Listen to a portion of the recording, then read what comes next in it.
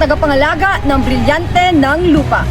Kasama ko sina Alena, Amihan at Pirena. Kami ang mga tagapangalaga ng brilyante ng kalikasan ng Encantadia.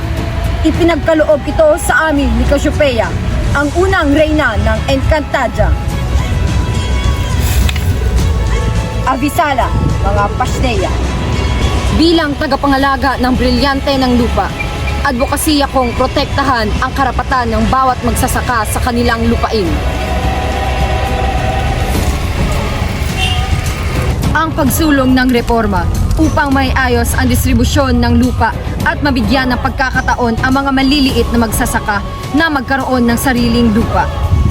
Ang pagpapanatili at pangangalaga sa kalikasan sa pamamagitan ng sustainable na paggamit ng likas na yaman at paglaban sa mga mapanirang aktibidad gaya ng illegal logging at pagmimina. Nararapat na ang bawat magsasaka at iba pang sektor sa lipunan ay magkaroon ng karapatan at sapat na akses sa kanilang pinagsasakahan.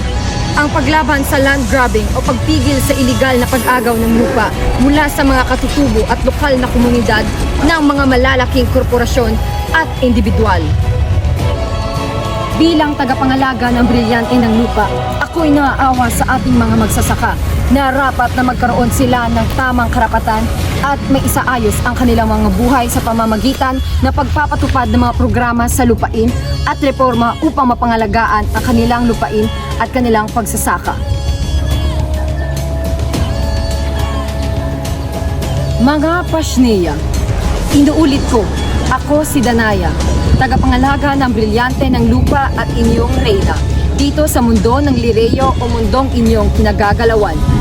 Hinihikayat ko ang bawat isa sa inyo na magkaisa at magkapit-isip upang pangalagaan at protektahan ang karapatan ng bawat magsasaka sa kanilang lupain.